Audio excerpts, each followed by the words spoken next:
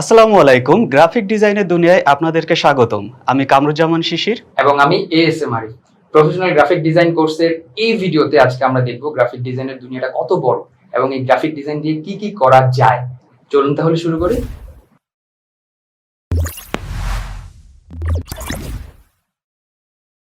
Graphic design শব্দটা কিন্তু আমরা খুব অহরহ শুনতে পাই চারিদিকে, কিন্তু অনেকেই কিন্তু এটার মিনিং আমরা জানি না।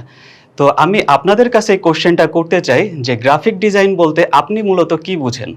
গ্রাফিক ডিজাইন বলতে আমরা অনেকেই অনেক কিছু বুঝে থাকি, বাট সহজ ভাষায় যদি আমি বোঝাতে চাই যে গ্রাফিক ডিজাইন কি, তাহলে আমরা দেখব গ্রাফিক ডিজাইন হচ্ছে সৃজনশীল ও চোখে দেখা যায় এমন একটি কমিউনিকেশন মেথড যার মাধ্যমে একটি মেসেজ বা তথ্যকে বা আইডিয়াকে কারো কাছে দেখানো যায়। সোজা বাংলায় গ্রাফিক ডিজাইন হচ্ছে একটি ভিজুয়াল কমিউনিকেশন মেথড। তো চলুন গ্রাফিক ডিজাইনের আর কি কি টাইপ আছে সেগুলো আমরা জেনে নেই। গ্রাফিক ডিজাইনের ধরন এবং গড়ন। ফরম্যাটের ভিত্তিতে গ্রাফিক ডিজাইনকে আমরা দুটি ভাগে ভাগ করি। একটা হচ্ছে রাস্টার গ্রাফিক এবং আরেকটা হচ্ছে ভেক্টর গ্রাফিক। এখন চলুন আমরা রাস্টার এবং ভেক্টরের পার্থক্যটা বুঝে নেই। রাস্টার গ্রাফিক হচ্ছে সেই গ্রাফিক যেটাকে আপনি জুম করতে করতে পিক্সেল ফর্মে নিয়ে আসতে পারবেন। তার মানে আপনি যখন জুম করেন একটা ছবিকে, জুম করতে করতে সেই ছবিটা একটা সময় পিক্সেলেটেড ফর্মে চলে যাবে। বাট ভেক্টর গ্রাফিকে যেটা হয় সেটা হচ্ছে আপনি যতই জুম করেন না কেন এটা কিন্তু আপনি পিক্সেলেটেড ফর্মে যাবে না। তার মানে সহজ কথা যদি বলি, রাস্টার গ্রাফিককে আপনি একটা সময় জুম করতে করতে পিক্সেল ফর্মে আনতে পারবেন, আর ভেক্টরকে আপনি যতই জুম করেন না কেন সেটাকে পিক্সেল ফর্মে আনতে পারবেন না। এখন আমরা মিডিয়া টাইপের উপর ভিত্তি করে গ্রাফিক ডিজাইনকে কয় ভাগে ভাগ করা যায় সেটা দেখব। মিডিয়া টাইপের উপর ভিত্তি করে গ্রাফিক ডিজাইনকে দুটি ভাগে ভাগ করা যায়। একটা হচ্ছে সিঙ্গেল মিডিয়া এবং আরেকটা হচ্ছে মাল্টিমিডিয়া। সিঙ্গেল মিডিয়াটা কি জিনিস? যেখানে একই ধরনের মিডিয়া থাকবে। তার মানে দেখুন এখানে ছবিতে এবং টেক্সটে একই ধরনের কালার ইউজ করা হয়েছে। মাল্টিমিডিয়াটা যদি দেখি আমরা, এখানে দেখুন লোগোটা এক ধরনের, এখানে গাড়ির এক ধরনের কালার ইউজ করা হয়েছে, টেক্সটে বা ফুটারে এক ধরনের কালার ইউজ করা হয়েছে। তো ডিফারেন্ট মাল্টি টাইপ আপনার মিডিয়া এলিমেন্ট ইউজ করা হয়েছে। এখন সবচেয়ে মজার ব্যাপার হচ্ছে আপনাদের একটা সাইকোলজি টেস্ট নেওয়া হবে। চলুন সাইকোলজি টেস্টটা করে আসি। সাইকোলজি টেস্ট নিয়ে আমি আপনাদেরকে একটা কোশ্চেন করতে চাই। স্ক্রিনে আপনারা দেখতে পাচ্ছেন দুটি বার্গারের ছবি, তাই না? এখানে একটা বার্গার আছে, এখানেও একটা বার্গার আছে। এখন আমি যদি বলি এই দুইটা বার্গারের প্রাইস হচ্ছে সেম, তাহলে আপনারা কোন বার্গারটাকে চয়েস করবেন কেনার ক্ষেত্রে? তো এই বার্গারটা নাকি এই বার্গারটা? তো আমি প্রিটি শিওর আপনারাও আমার মতন এটাই ভাবছেন যে আমরা যদি মার্কেটে যাই বার্গার কেনার জন্য, অবশ্যই আমরা এই বার্গারটাকে কনসিডার করব because of design. So visually কিন্তু এই ডিজাইনটা অনেক অ্যাট্রাকটিভ, যার কারণে আমরা এটাকে বেশি কোয়ালিটিফুল মনে করছি। দ্যাটস ওয়াই আমরা এই বার্গারটাকে চুজ করব। তো এটাই হচ্ছে ভিজুয়ালি হচ্ছে গ্রাফিক ডিজাইনের পাওয়ার, যেটা আমরা হেয়ার অ্যান্ড দেয়ার সব কিছুর ভিতরেই খুঁজে পাই। কালারের রং ঢং। আপনার চোখ কতগুলো কালার একবারে দেখতে পায়? কোনো ধারণা আছে? কখনো ভেবে দেখেছেন? 10টা, 100টা, 1000 টাকা নাকি আরও বেশি? চলুন দেখি। আমাদের চোখ প্রায় 1,60,00,000 কালার দেখতে পায়। তার মানে আমি যেটা বোঝাতে চাচ্ছি, আপনি যখন গ্রাফিক ডিজাইন করছেন তখন এই কালারটাই হচ্ছে ডিজাইনের প্রাণ। কালার যদি না থাকে আপনার ডিজাইনে প্রাণ থাকবে না। তার মানে আপনি যখন ডিজাইনটা করছেন তার আগেই আপনাকে সেই ডিজাইনের কালারটা চুজ করে নিতে হবে। ডিজাইনগুলো কোথায় কোথায় ব্যবহার হবে এটার উপর ভিত্তি করে আমরা কিন্তু ডিজাইনের কালার মুডগুলো সিলেক্ট করে থাকি। প্রথমেই আসি, ওয়েবে যদি আমরা ইউজ করি সেই ক্ষেত্রে আমরা 8GB মোড ইউজ করব। আবার যদি প্রিন্টে যাই সেই ক্ষেত্রে আমরা CMYK, এবং অফসেট প্রিন্টে গেলে আমরা PMS ফরম্যাটে বা কালার মুডে যাব। আর একটা আছে সেটা হচ্ছে গ্রে স্কেল। এখন 8GB মানে কি? 8GB মানে হচ্ছে রেড, গ্রিন এবং ব্লু, এই তিনটা কালারের কম্বিনেশনে আপনার ওয়েবের যে পাবলিশ করা ছবিগুলো সেগুলো তৈরি হচ্ছে। CMYK এখানে 4টা কালার, যখন আমরা প্রেসে প্রিন্ট করি তখন কিন্তু 4টা প্লেট তৈরি করে একটা ডিজাইন ফাইল প্রিন্ট করা হয়। আর আসছে হচ্ছে PMS হচ্ছে আপনার অফসেট প্রিন্টিংয়ের ইন্ডাস্ট্রিতে এটা ইউজ করা হয়। এছাড়া আরেকটা যেটা, সেটা হচ্ছে কমনলি আমাদের অফিসে ইউজ হয়, সেটা হচ্ছে গ্রে স্কেল। আমরা কিন্তু অফিসের সব ডকুমেন্ট আমরা ব্ল্যাক অ্যান্ড হোয়াইটে প্রিন্ট করি বেশিরভাগ ক্ষেত্রে। তো সেই ক্ষেত্রে আমাদের গ্রে স্কেল মোডটা ইউজ করা হয়ে থাকে। গ্রাফিক ডিজাইনের এলিমেন্ট মূলত হচ্ছে 4টা। তো সেই 4টা এলিমেন্ট আসলে কি কি আমরা জেনে নিই। আমরা স্ক্রিনে দেখতে পাচ্ছি 4টা এলিমেন্টের মধ্যে প্রথম এলিমেন্ট যেটি সেটি হচ্ছে টেক্সট, তারপরে হচ্ছে শেপ, যেখানে অনেক ধরনের শেপ হতে পারে, ট্রায়াঙ্গেল, রেক্ট্যাঙ্গেল, তারপরে square shape, circle, and then হচ্ছে ইমেজ, গাড়ির ইমেজ, মানুষের ইমেজ, পশু পাখির ইমেজ, বিভিন্ন ধরনের ইমেজ আমরা দেখতে পাই, সেগুলার সব কিছুই হচ্ছে ইমেজের আন্ডারে পড়ে। এরপরে হচ্ছে রং, অর্থাৎ একটা ডিজাইনকে সুন্দর করার জন্য যে প্রধান হাতিয়ার সেটা হচ্ছে রং। তো এই 4টা জিনিসের কম্পোজিশনে কিন্তু হচ্ছে একটা ডিজাইন ফুটে ওঠে। আমরা যদি একটু প্র্যাকটিক্যালি বলার চেষ্টা করি, যে আমরা যদি বাইরে কোথাও যাই তো অনেক বিলবোর্ড দেখতে পাই, অনেক হচ্ছে প্রমোশন দেখতে পাই, সেখানে কিন্তু অনেক ধরনের ডিজাইন দেখা যায়। আমরা যে ধরনের ডিজাইনগুলো দেখতে পাই তার ভিতরে এই 4টা এলিমেন্ট হচ্ছে কমন। তার মধ্যে হচ্ছে টেক্সট, এটার মাধ্যমে একটা ডিজাইনের যে ইনফরমেশন থাকে সেই ইনফরমেশনগুলো দেওয়া থাকে সুন্দরভাবে টাইপোগ্রাফির মাধ্যমে। এরপরে হচ্ছে শেপ। শেপ বলতে এখানে যে জিনিসগুলো থাকতে পারে, যেমন হচ্ছে কিছু কমন শেপ আছে, ট্রায়াঙ্গেল, রেক্ট্যাঙ্গেল, তারপরে ষড়ভুজ, পঞ্চভুজ, যেগুলো আমরা জ্যামিতি করে আসছি সেইগুলো কিন্তু এখানে বিদ্যমান থাকে। এছাড়া হচ্ছে ইমেজ, অর্থাৎ ইমেজের মাধ্যমে আমরা একটা গাড়ির ছবি, একটা বাড়ির ছবি, বা কোনো হিউম্যান বা অ্যানিমেলসের ইমেজ বা একটা ল্যান্ডস্কেপ, সব কিছুই কিন্তু ইমেজের মাধ্যমে আমরা সেই অ্যাড বা হচ্ছে সেই ডিজাইনটার ভিতরে দেখতে পাই। এছাড়া হচ্ছে লাস্ট যেটা খুবই ইম্পর্টেন্ট সেটা হচ্ছে রং, অর্থাৎ এখানে সুন্দর একটা রঙের সমন্বয়ের মাধ্যমে পুরা ডিজাইনটাকে সুন্দর করে তোলা হয়। তো আমরা ধরে নিতে পারি যে এই 4টা এলিমেন্ট বা এই 4টা যে উপাদান, এই 4টা উপাদান হচ্ছে একটা ডিজাইনের প্রাণ, যেটা দ্বারা আসলে ডিজাইন করা হয়। এখন গ্রাফিক ডিজাইন কোন কোন ক্ষেত্র বিশেষে ব্যবহার হয় সেটা আমাদের জানা প্রয়োজন আছে। এর কারণে আমরা জেনে নিব যে গ্রাফিক ডিজাইনের ক্ষেত্রসমূহ কি কি। তো এখানে আমরা মূলত 2টি ক্ষেত্র নিয়ে আলোচনা করতে চাই। প্রথমে হচ্ছে প্রিন্ট মিডিয়া, অর্থাৎ আমরা প্রত্যেকের মানিব্যাগে কিন্তু একটা বিজনেস কার্ড থাকে বা কারো কারো আইডি কার্ড থাকে, বা অনেকেই দেখা যাচ্ছে আমরা বাইরে যাচ্ছি যখন আমাদের হাতে একটা লিফলেট ধরিয়ে দেওয়া হচ্ছে, বা আমরা বড় বড় বিলবোর্ড দেখতে পাচ্ছি, এসব জায়গায় যে ধরনের প্রিন্ট আইটেমগুলো আমরা দেখতে পাই এগুলা হচ্ছে প্রত্যেকটাই প্রিন্ট মিডিয়া, অর্থাৎ এগুলো হচ্ছে প্রিন্টারের মাধ্যমে প্রিন্ট আউট করা হয়। এর পাশাপাশি আরেকটা যেটা রয়েছে সেটা হচ্ছে ইলেকট্রনিক মিডিয়া। এই মিডিয়াতে সাধারণত আমরা ডিজিটাল ডিসপ্লের মাধ্যমে, অর্থাৎ সেটা মোবাইল হতে পারে, সেটা আপনার ল্যাপটপ হতে পারে, বা আপনার বাসায় যে মনিটর আছে বা টিভি আছে সেইগুলো যে ডিসপ্লে, সেই ডিসপ্লেতে আমরা যে ধরনের ডিজাইনগুলো দেখে থাকি এইগুলা হচ্ছে সাধারণত ইলেকট্রনিক মিডিয়া। কিন্তু একটা জিনিস মাথায় রাখতে হবে, ইলেকট্রনিক মিডিয়ার জন্য কিন্তু রেজুলেশন খুব লিমিটেড হলেও চলে। আবার আদার হ্যান্ড প্রিন্ট মিডিয়ার জন্য কিন্তু আমাদের একটা সাফিসিয়েন্ট রেজুলেশন, অর্থাৎ বেশি রেজুলেশনের প্রয়োজন হয়।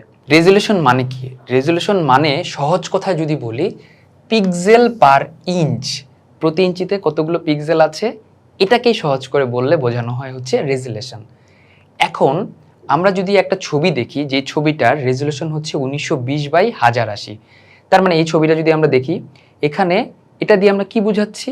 এটা দিয়ে বুঝাচ্ছি এই ছবিটার দৈর্ঘ্য বরাবর প্রতি ইঞ্চিতে 1920টা পিক্সেল আছে, আর প্রস্থ বরাবর 1080টা পিক্সেল প্রতি ইঞ্চিতে দেয়া আছে। তার মানে আমরা যখন এটা আরও বেশি রেজুলেশন দেখব, তার মানে বুঝে নিব যে প্রতি ইঞ্চিতে সেই পরিমাণ পিক্সেল ছবিটাতে আছে। পিক্সেল মানে কি? পিক্সেল মানে হচ্ছে একটা ডিজিটাল ইমেজের ক্ষুদ্রতম একক, সবচেয়ে ক্ষুদ্র যে এককটা সেটাকে আমরা পিক্সেল বলছি। এটা যদি আমাদের সেই ডিজিটাল ইমেজটা হয়, এটাকে যখন আমরা জুম করছি তখন আমরা এই পিক্সেলটা পাচ্ছি। তার মানে এখানে অনেকগুলো পিক্সেল কিন্তু আমরা দেখতে পাচ্ছি। এটাকে আরেকটু জুম করলে এখানে আমরা আরেকটু কিছু পিক্সেল পাচ্ছি, বাট এরকম কিন্তু বেশি পিক্সেল পাচ্ছি না। এটাকে জুম করতে করতে একটা এমন সময় পৌঁছাবো যেখানে কিন্তু মাত্র একটা পিক্সেলই আমরা দেখতে পাবো। এইটাকেই বলছি আমরা পিক্সেল। এখন মজার ব্যাপার কি জানেন? এই পিক্সেল, একটা পিক্সেল সবসময় একটা কালারকে হোল্ড করে, এর বেশি কালারকে হোল্ড করতে পারে না। যখন আরও বেশি কালার হোল্ড করা প্রয়োজন পড়ে তখন কিন্তু সে আরও পিক্সেলের সাহায্য নেয়। তার মানে এই ছবিতে আমরা যদি চিন্তা করি, এখানে কিন্তু হাজার হাজার পিক্সেল আমরা পাচ্ছি। তার মানে অনেকগুলো কালার যখন হোল্ড করতে হচ্ছে তখন অনেকগুলো পিক্সেলের প্রয়োজন পড়ছে, আর এই পিক্সেলগুলো মিলে আমাদেরকে একটা কমপ্লিট ডিজিটাল ইমেজকে শো করছে। অনেক তো গ্রাফিক ডিজাইন নিয়ে কথা বললাম, এখন গ্রাফিক ডিজাইনের বিভিন্ন এক্সাম্পল নিয়ে আমরা কথা বলবো। চলুন আমরা গ্রাফিক ডিজাইনের কিছু উদাহরণ দেখে আসি। প্রথমে বলি প্রিন্ট মিডিয়ার কথা। তো প্রিন্ট মিডিয়ার ক্ষেত্রে খুব কমন একটা জিনিস যেটা দেখা যায় প্রিন্ট আইটেম, সেটা হচ্ছে বিজনেস কার্ড। অর্থাৎ এই বিজনেস কার্ডের আমরা দেখতে পাচ্ছি যে হচ্ছে একটা পরিমাপ আছে এবং একটা লোগো ব্যবহার করা হয়েছে, পাশাপাশি হচ্ছে ডেজিগনেশন আছে এবং একটা সুন্দর কম্পোজিশন রয়েছে যার মাধ্যমে ডিজাইনটাকে ফুটিয়ে তোলা হয়েছে। এরপরে যদি বলি ক্যালেন্ডার, অর্থাৎ এই ক্যালেন্ডারের ভিতরে দেখতে পাচ্ছেন যে অনেক ধরনের ইমেজ ব্যবহার করা হয় যেটা দেখতে অনেক সুন্দর লাগে এবং সবার বাসায় কিন্তু আমাদের ক্যালেন্ডার অ্যাভেলেবল থাকে এবং এখানে কয়টা পাতা হবে, কয়টা হচ্ছে স্লাইড থাকবে, সব কিছুই কিন্তু ডিজাইনাররা মেজার করে থাকে।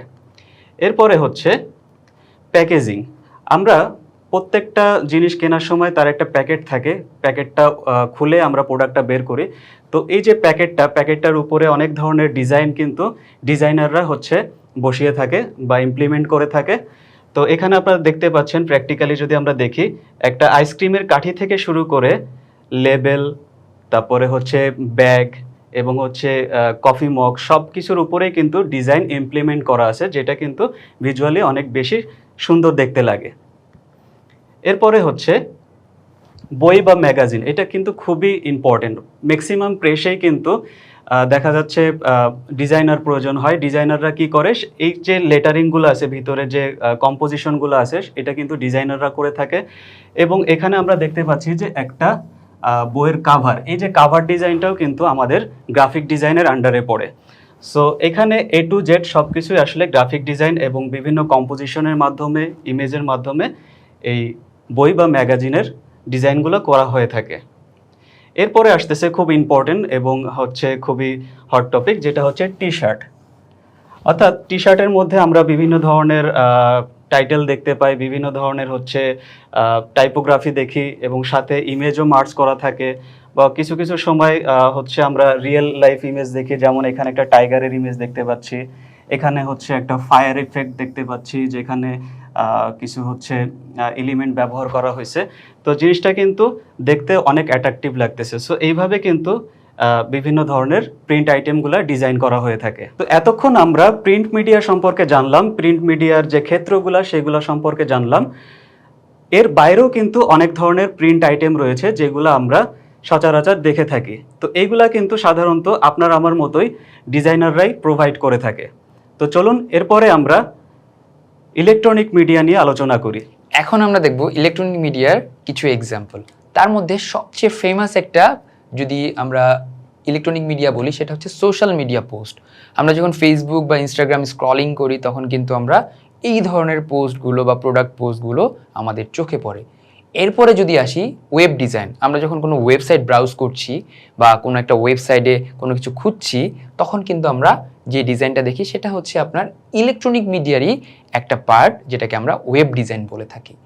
এরপরে যদি আমরা দেখি ডিজিটাল পোস্টার ডিজাইন, আমি একটা এক্সাম্পল দিতে পারি, সেটা হচ্ছে মহাখালী এবং আমাদের ঢাকা শহরে বিজয় সরণিতে, এই দুই জায়গা দিয়ে যখন আমরা ক্রস করি তখন আমরা এই ধরনের কিছু বিলবোর্ড দেখতে পাই, যেখানে কিনা ভিডিও চলতে থাকে, তাদের প্রোডাক্টকে তারা শোকেসিং করে বা অ্যাডভার্ট চালায়।